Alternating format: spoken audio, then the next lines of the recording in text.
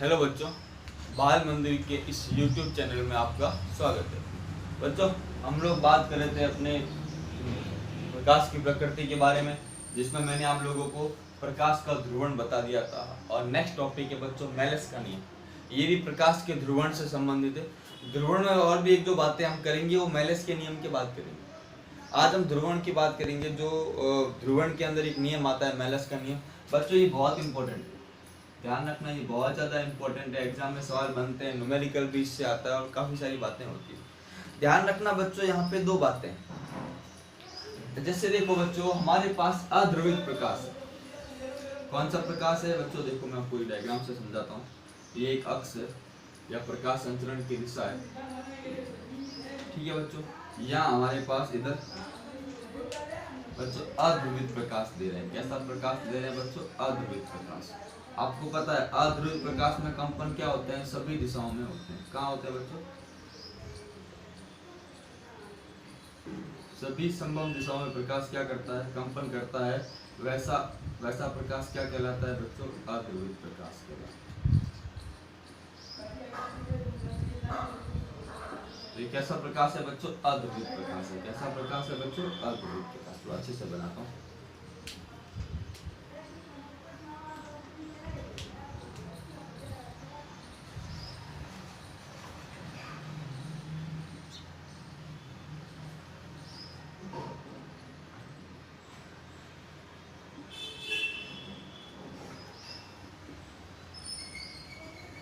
ठीक है बच्चों, अध्रुवित प्रकाश है। यहाँ मैंने एक पोलराइड रखा। क्या रखा बच्चों? यहाँ मैंने एक पोलराइड, जिसको मैंने बोला ध्रुवक। क्या बोला बच्चों? ध्रुवक। ये एक पोलराइड है, ठीक है बच्चों। ये उसका अक्ष है, जो इस सतह के क्या है? लंब होता है। ये पोलराइड है बच्चों। मैं इसको ब्लैक मार्कर से बनाता हूँ।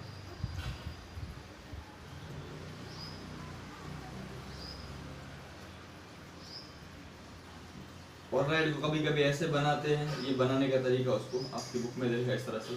ये हमेशा लंबवत है इसके, ये ऐसे रखा हुआ है बच्चों। कैसा रखा हुआ? ऐसा। ये एक पोलराइड जिसको बोलते हैं ध्रुवक।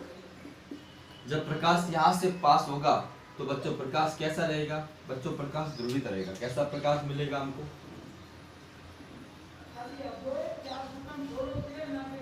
ये प्रकाश कैसा होगा बच्चों? ध्रुवित प्रकाश होगा। कैसा होगा? अब बच्चों ये प्रकाश कैसा है? ये प्रकाश बच्चों अध्रुवित प्रकाश। कैसा प्रकाश है बच्चों? अध्रुवित। और जैसे ही पोलराइड से गुजरा, प्रकाश कैसा हो गया? ध्रुवित हो गया। यहाँ मैंने एक और पोलराइड रख दिया बच्चों।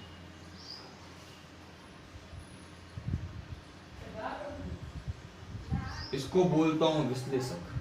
क्या बोलता हूँ? विश्लेषक। अभी बच्चों ध्यान रखना, यहाँ पे दो बातें देखो, इसको समझो। ये है ध्रुवक और ये है विश्लेषक। अब इसमें भी इस तरह की पारदर्शी है, इसमें भी ये वाला है। तो जो प्रकाश इससे पास होगा वो सारा का सारा इससे क्या हो जाएगा? पास हो जाएगा, क्योंकि दोनों के बीच में, अक्षों के बीच में कोण कितना है? 0 है ना। ये भी अक्ष ऐसे, ये भी अक्ष ऐसे। यहाँ से प्रकाश पारित होगा, ये प्रकाश इधर मिलेगा।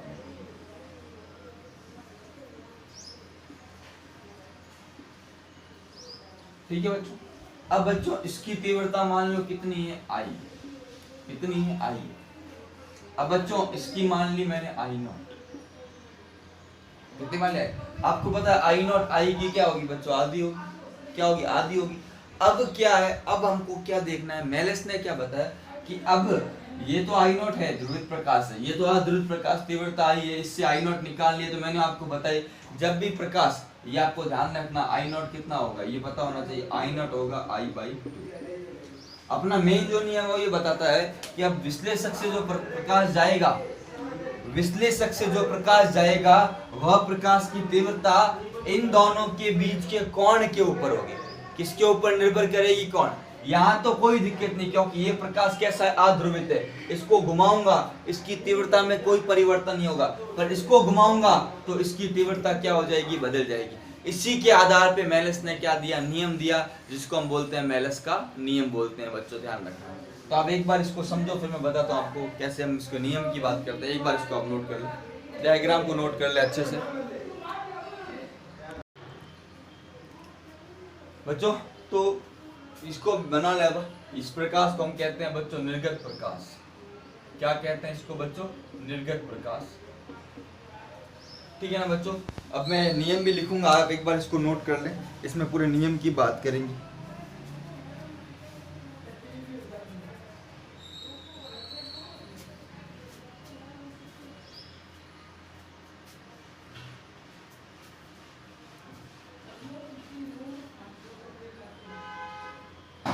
नियम क्या है कि जब अध्रुवित प्रकाश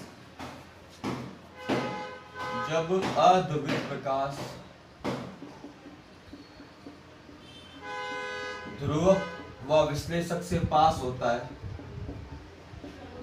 विश्लेषक से पारित होता है,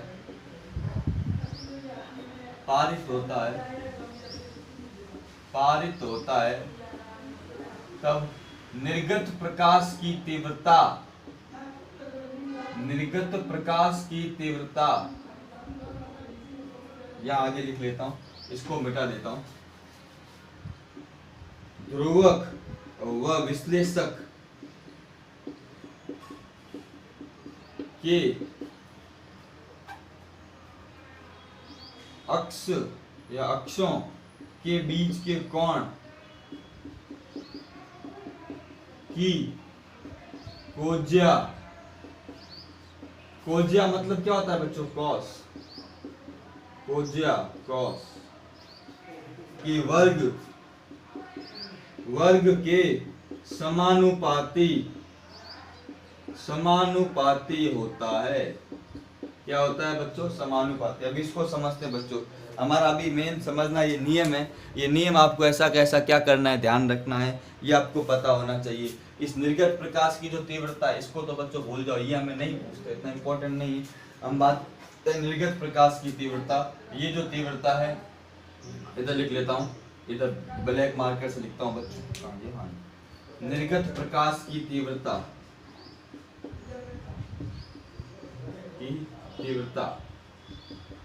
आई डैश समानुपाती क्या हो जाएगा बच्चों? Cos square theta. Theta in दोनों की अक्षों की, थीटा क्या है? ध्रुवक व विश्लेषक के अक्षों के बीच का कोण, के अक्षों के बीच का कोण। अभी इसको समझते हैं बच्चों हम लोग। मैंने आपको बताया था कि अगर प्रकाश ध्रुवित है नहीं है, उसके लिए पहचान भी वैसे ही तो करते हैं कि ध्रुवित प्रकाश को वापस एक और पोलराइड से गुजारते हैं, तो पता चल जाता है घुमाने पर अगर तीव्रता बदलेगी नहीं बदलेगी, उस आधार पे हम लोग बच्चों पता करते हैं। यहाँ पे भी वही चीज बताइए इसमें। अब इसको समझाता हूँ बच्चों में अच्छे से।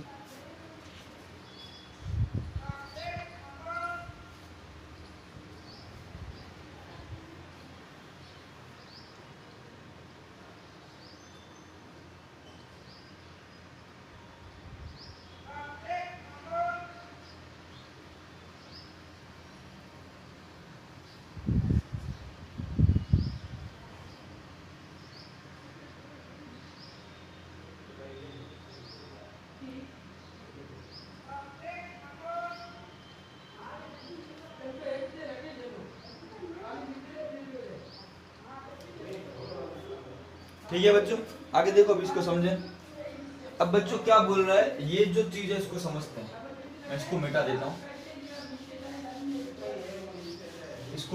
मैं इसके ऊपर ये लाइन अपना नियम लिख लिया। इसने क्या बताया बच्चों? I dash. आई डैश मतलब निर्गत प्रकाश। हम लोग बात कर निर्गत प्रकाश, तो आई डैश बराबर I naught cos square theta. और ये आई नॉट क्या है बच्चों? ध्रुवित है कि कितना प्रकाश ध्रुवित हुआ, उसकी तीव्रता बच्चों कितनी है? आई नॉट है। किसकी तीव्रता? ध्रुवित प्रकाश की बच्चों, अध्रुवित की नहीं है।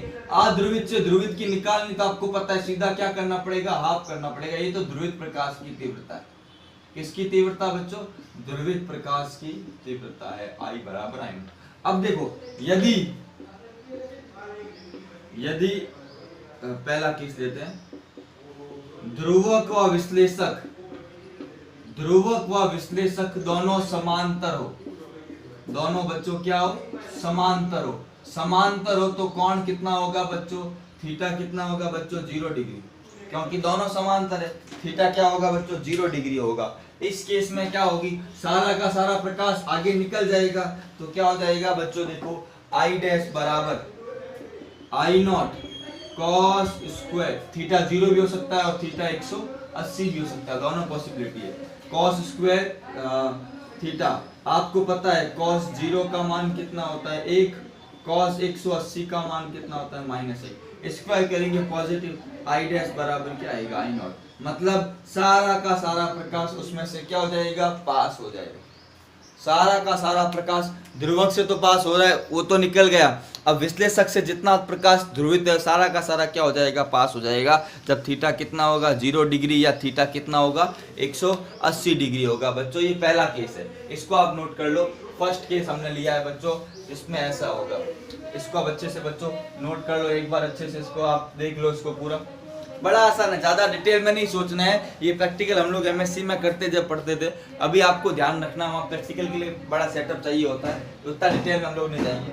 बच्चों सेकंड केस देखिए बच्चों, मैं यहाँ लिख लेता हूँ। यदि ध्रुवक व विश्लेषक के मध्य का कोण, विश्लेषक के मध्य का कोण कितना हो बच्चों, 90, थीटा कितना हो 90 हो। बच्चों को इसको बोलते हैं क्रॉसित अवस्था, क्रॉस करते हैं दोनों एक दूसरे को, ये ऐसा है दूसरा ऐसा है, क्रॉस करेंगे, थीटा 90 है, कॉस 90 का मान कितना होता है 90 ले लो, या बच्चों थीटा 270 भी ले सकते हैं, पर वो काम नहीं आएगा। तो कॉस 90 का मान बच्चों आपको पता है कितना होता है 0, तो आई डैश बराबर क्या होगा 0। इस केस में कोई भी प्रकाश जाएगा नहीं।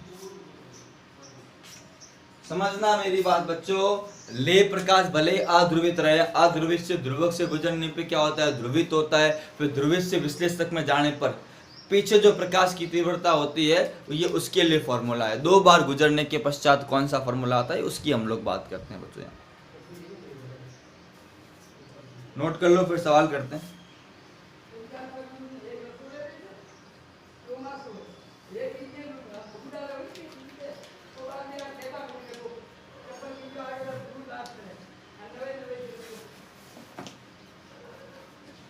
बच्चों ये हो गया, तो एक सवाल करें, एक क्वेश्चन लेते हैं बच्चों एक, ठीक है।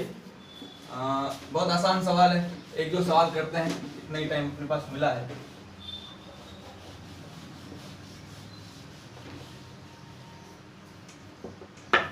सवाल देखो बच्चों, यदि ध्रुवक व विश्लेषक एक दूसरे के समांतर हैं,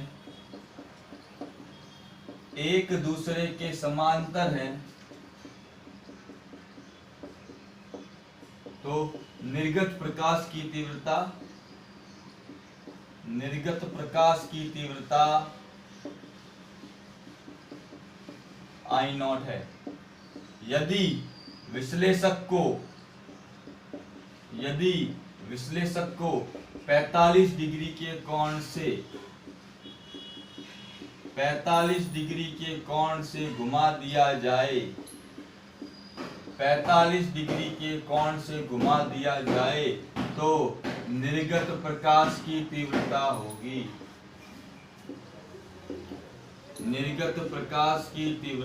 होगी, बच्चों सॉल्व करते हैं इसको हम लोग।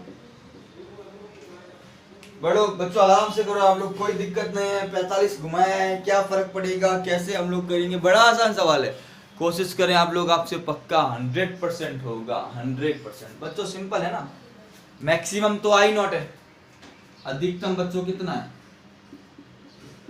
आई नॉट है, जितना से पास हो रहा है। अब आई डैश बराबर I naught cos square theta, theta कितना दे दिया 45, तो आई डैश बराबर I naught into cos square 45 degree, cos 45 1/√2, I dash बराबर आई नॉट इंटू 1/√2 का होल स्क्वायर, आई डैश बराबर आई नॉट बटा 2। आधा प्रकाश पास होगा और आधा प्रकाश पास नहीं होगा। बच्चों बड़ा आसान सा सवाल है, 2 लाइन के अंदर सवाल हो गया, कोई दिक्कत आई नहीं बच्चों। हम लोगों को नोट कर लें इसको बच्चों अच्छे से।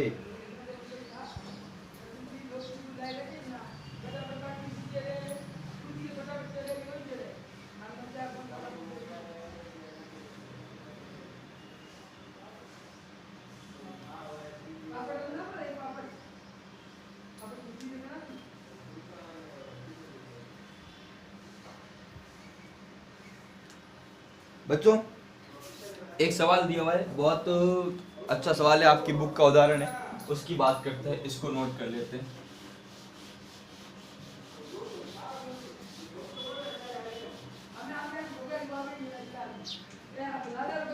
दो पोलराइड इस प्रकार अभिविन्यासित है, दो पोलराइड इस प्रकार अभिविन्यासित है, इस प्रकार अभिविन्यासित है, दो पोलराइड इस प्रकार अभिविन्यासित है कि उनके तल आपतित प्रकाश, कि उनके तल आपतित प्रकाश के लंबवत। बस भाषा थोड़ी सी इसकी हार्ड दी हुई, मतलब समझना पड़ता है। आपतित तल के उनके तल आपतित प्रकाश के लंबवत है, आपतित प्रकाश के लंबवत है। ठीक है, अब बच्चों आगे क्या दिया हुआ है, यदि इनके अक्षों के मध्य, यदि इनके अक्षों के मध्य, अक्षों के मध्य 30 डिग्री का कोण हो, कितना कोण हो, 30 डिग्री का कोण हो, तो हमें क्या बोला है, तो आपतित अध्रुवित प्रकाश, तो आपतित अध्रुवित प्रकाश, आपतित अध्रुवित प्रकाश का पारगमित होने वाला अंश का निर्गत या पारगमित होने वाला अंश होगा, पारगमित होने वाला अंश, होने वाला अंश होगा। बच्चों ये सवाल है आप लोगों के लिए होमवर्क है, कल आते ही सबसे पहले मैं इस सवाल को सॉल्व करवाऊंगा। एक बार नोट कर लो सवाल को बच्चों, ये आप लोगों के लिए बच्चों होमवर्क है, ध्यान रखना, ये आपको पता होना चाहिए। अच्छा सवाल है बच्चों, इसमें थोड़ा सा एक बार सोचना पड़ेगा आप लोगों के लिए। बच्चों ये होमवर्क है, घर पे जाके आप लोगों को स्वयं करना है इसको, ठीक है ना। कल मैं अगले लेक्चर में, मतलब नेक्स्ट लेक्चर जब आएगा, कल ही आएगा, उसमें मैं इसको सॉल्व करवाऊंगा आप लोगों को। याद से बच्चों करना है सबको, बहुत इजी सवाल है और बहुत इंपॉर्टेंट क्वेश्चन है, ये कंपटीशन में भी आने लायक क्वेश्चन है बच्चों, इजी है, इंपॉर्टेंट है बच्चों। ठीक है बच्चों, तो आज के लिए हम इतना ही करते हैं बच्चों, अगले लेक्चर में हम और आगे चर्चा करेंगे। अब एक लेक्चर या मैक्सिमम खींचतान के 2 लेक्चर में चैप्टर क्या हो जाएगा, पूरा हो जाएगा। ये भी काफी लंबा चैप्टर हो गया बच्चों, अगला चैप्टर वो छोटा चैप्टर लेंगे, काफी बड़ा हम पढ़ के थोड़े से बोर हो गए, नया छोटा चैप्टर लेंगे। तो थैंक यू सो मच बच्चों, थैंक यू बच्चों।